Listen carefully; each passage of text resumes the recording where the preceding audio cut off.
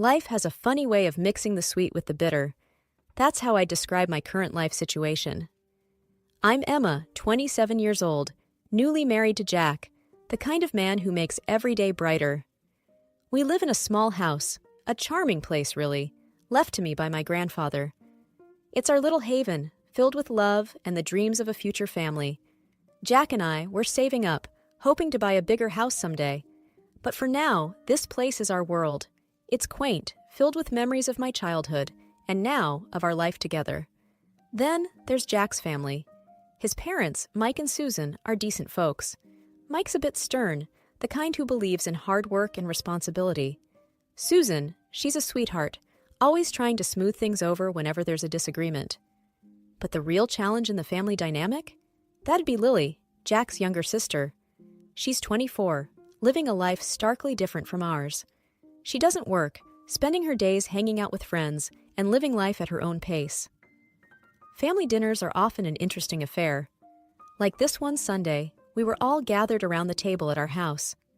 Mike was in his usual form, lecturing Lily about getting a job. "Lily, you're 24. It's high time you started thinking about your future," Mike said sternly, barely looking up from his plate. Lily just scoffed. "Oh, come on, Dad. I'm doing just fine. Why rush life?" It was the usual script. Susan, ever the mediator, jumped in to defend her. "Mike, leave her be. She's still figuring things out." Mike's disapproval was palpable, but he let the topic drop. This was a recurring theme. Mike trying to push Lily towards independence, and Susan cushioning her fall every time. It's a tightrope walk in their household. Lily's relationship with work, or the lack thereof, wasn't just a topic at the dinner table. It was a family concern. And yet, there was this unsaid rule, not to push too hard, not to upset the delicate balance. Jack and I, we try to stay out of it.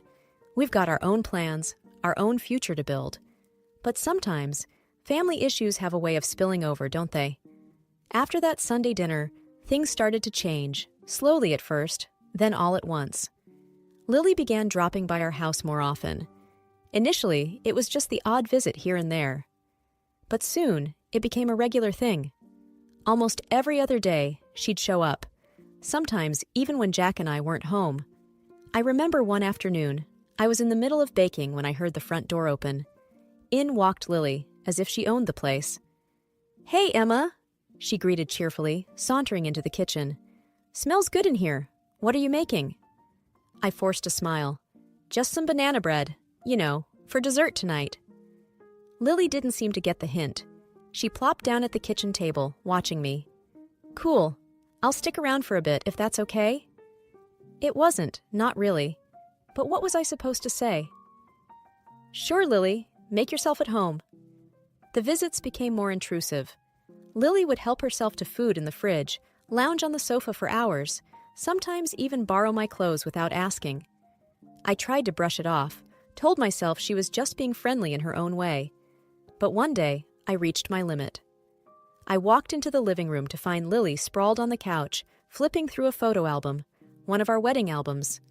"Lily!" I couldn't hide my irritation. "That's private. Can't you ask before going through our things?" She looked up, seemingly unfazed. "Oh, relax, Emma. We're practically sisters. What's mine is yours, and what's yours is mine, right?" I sighed, trying to keep my composure. "That's not really how it works, Lily. There should be some boundaries, you know?" She just shrugged and went back to the album. I felt this wave of frustration, but I swallowed it down. No use arguing. Jack noticed the tension, too. One evening, after Lily had left, he found me sitting on the couch, lost in thought. "What's up, Em?" he asked, sitting down beside me. I looked at him, the words spilling out. "It's Lily. She's here all the time, going through our stuff. It's like we don't have any privacy anymore."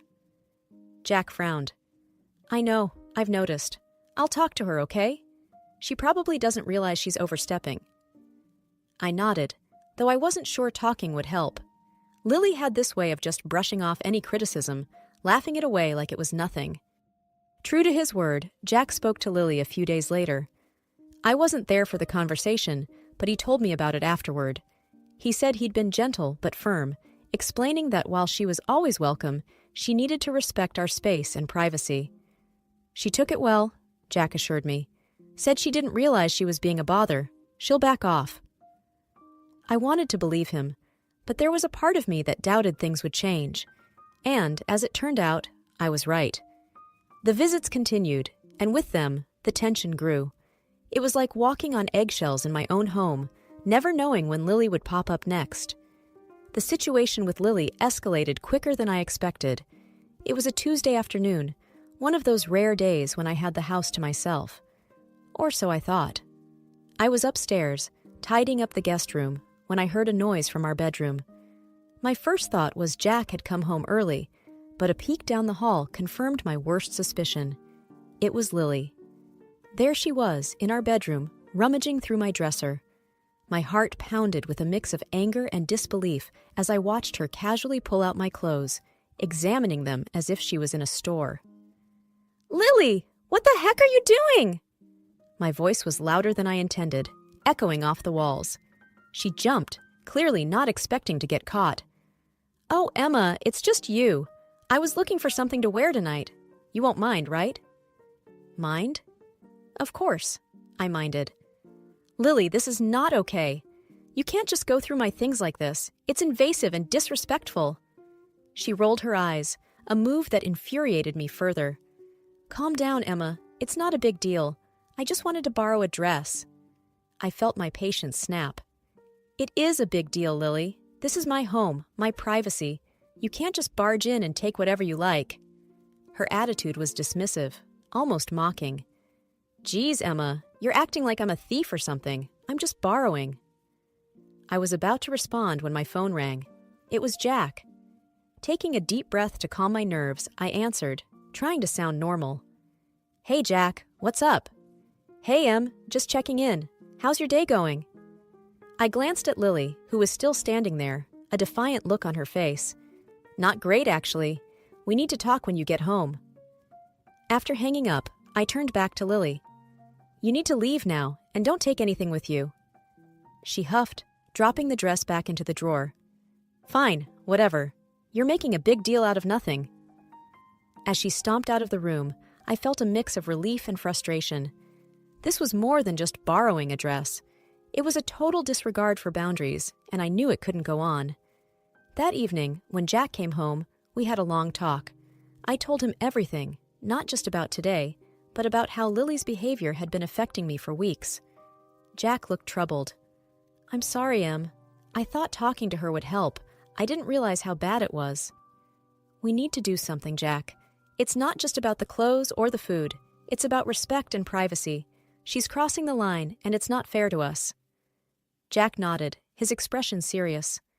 "I'll talk to her again. I'll make it clear that she can't do this. If she doesn't listen, we'll have to limit her visits." Despite Jack's efforts to set things straight with Lily, our problems were far from over. In fact, they got worse. It started with small things: a missing pair of earrings, a scarf I couldn't find anywhere. At first, I thought I was just being forgetful, but then the evidence became too obvious to ignore. One evening, I was scrolling through social media when I saw a new post from Lily. There she was, grinning at the camera, wearing my missing scarf.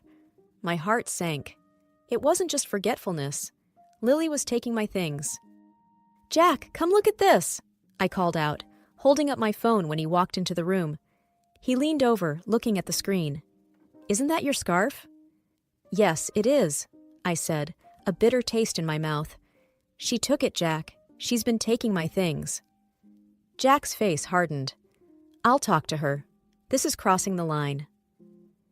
The next day, Jack confronted Lily. I wasn't there, but he told me about it later. He said he was direct, showed her the photo, and asked about the scarf. Lily's response was as infuriating as it was predictable.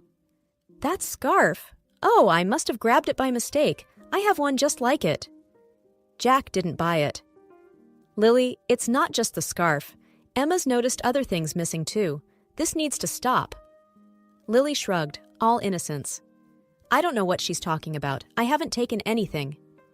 It was a stalemate. Jack believed me, but Lily was in complete denial. What could we do? We had no proof, just a strong suspicion. The situation put a strain on our home life. I felt violated, unsafe even. My own home didn't feel like a sanctuary anymore. Every time I left a room, I wondered if something else would be missing when I returned. It wasn't long before another incident occurred. This time, it was a pair of sunglasses. I knew I had left them on the kitchen counter, but they were gone the next morning. And, as if on cue, Lily showed up later that day wearing a pair identical to mine. "Nice sunglasses," I commented, unable to keep the edge out of my voice. Lily looked at me, a smirk playing on her lips. "Thanks. Got them a while back. Pretty cool, right?" I didn't respond. What was the point? It was clear she wasn't going to admit to anything. Jack was as frustrated as I was. "I don't know what else we can do, Em. If she won't admit it, how can we stop her?" I didn't have an answer. We were stuck in this cycle of theft and denial, and it was wearing me down. I started hiding my valuables, locking doors I never used to lock. It felt ridiculous, but I didn't know what else to do. The thefts were bad enough, but what happened one Friday night took everything to a whole new level. Jack and I were curled up on the couch, watching a movie, trying to forget our troubles for a while. It was late, maybe around 11 p.m., when we heard a commotion outside. Loud voices, laughter, the sound of a car door slamming. My heart sank as I peeked out the window. There, in our driveway, was Lily, looking tipsy, with a group of her friends. They stumbled towards the door, and before we could react, they barged in. Lily was leading the pack, a drunken grin on her face. "Surprise!" she slurred, as her friends filed in behind her, loud and unruly. Jack stood up, his expression a mix of anger and disbelief. "Lily, what the hell? It's almost midnight!" Lily just giggled, swaying slightly. "Chill, bro. We just wanted to hang out, have some fun."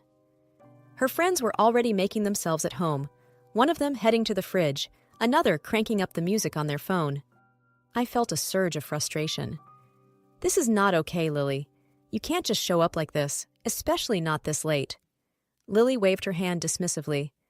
"Oh, come on, Emma. Loosen up a bit. We're just having a little fun."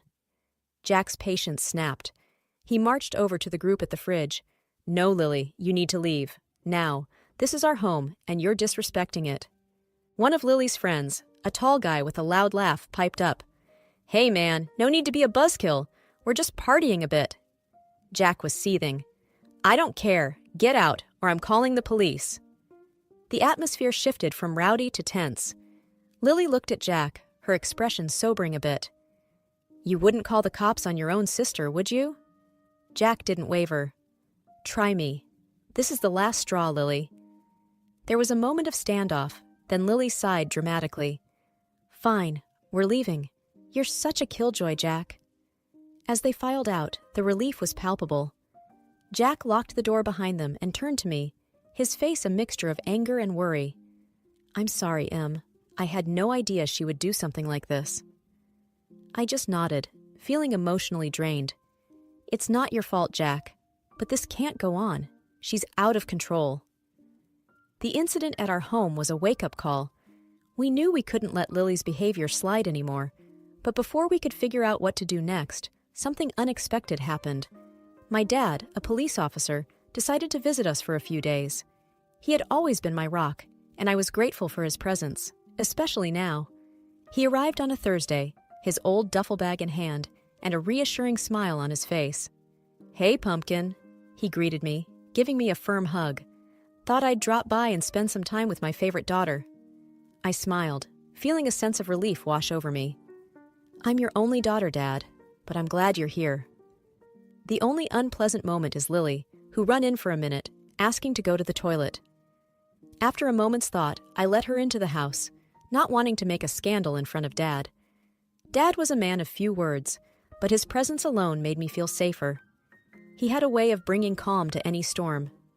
That evening, we had a quiet dinner, and I could tell Jack felt more at ease, too. The next morning, things took a turn. Dad usually kept his wallet and a few personal items in a small pouch he carried. But when he went to grab his wallet, his brow furrowed in confusion. "That's odd," he muttered, searching through his pouch. "I could have sworn I had my card in here." Jack and I exchanged a look. "What's wrong, Dad?" I asked, a sinking feeling in my stomach. My bank card, it's missing. He sounded more puzzled than worried. We immediately called the bank and blocked the card. Just then, my phone rang. It was Lily. Her voice was loud and slurred, the sound of music and chatter in the background. Emma, why the hell did you block the card? I can't withdraw any money. My heart stopped. What are you talking about, Lily? The card, Emma. The one I took from your room. I was using it to buy drinks, and now it's blocked. I felt a mix of anger and shock. Lily, that wasn't my card. It was my dad's. He's a police officer, for God's sake. There was a pause, and then a nervous laugh from Lily. You're joking, right? That's not funny, Emma. Dad, she took your card, I said, turning to my father, who was now listening intently. He took the phone from me. Lily, this is Officer Williams. You need to return my card immediately, or there will be consequences. There was a moment of silence. Then the line went dead. Dad looked at us, his expression grave. I'll have to report this. It's a serious matter. Jack put his hand on my shoulder. I'm so sorry, Dad. We had no idea she would do something like this. Dad just nodded, his face stern. I'll handle it from here. Don't worry. The reality of the situation hit me hard. Lily had stolen a police officer's card. This was no longer just a family issue. It was a legal one. I felt a mix of emotions: anger, disbelief, worry. What would happen to Lily now? This was a mess that she had created, and now we were all caught in it. The situation escalated quickly after Lily hung up the phone. Dad immediately got in touch with his colleagues at the station to report the stolen card. He was calm and professional, but I could tell he was upset. I never thought I'd be filing a report against my own daughter-in-law's sister, he said, shaking his head. But we need to follow procedure. Jack and I sat in the living room, feeling a mix of anxiety and disbelief. It wasn't long before we heard a knock on the door. It was 2 police officers, Dad's colleagues, who had come to take a statement. As they were wrapping up, another call came in. It was Susan, Jack's mom, her voice frantic. Emma, what's this I hear about Lily and a stolen card? Tell me it's not true. Jack took the phone, his voice strained. Mom, it's true. Lily took Dad's bank card and used it. The police are involved now. Susan sounded on the verge of tears. But she's family. Can't you just let it go? She made a mistake. Jack replied firmly. Mom, it's out of our hands. Dad's a police officer. This is serious. The situation reached its peak later that evening at the police station. Jack, Susan, Mike, Dad, and I were all there. Lily was in one of the interview rooms, looking small and scared. Mike was the first to break the silence.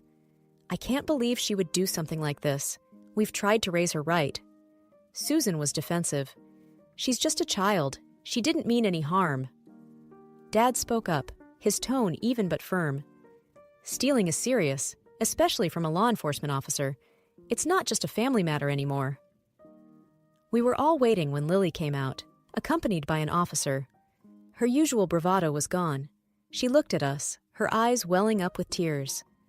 I'm sorry, she whispered. I didn't think it would be a big deal. Dad stepped forward.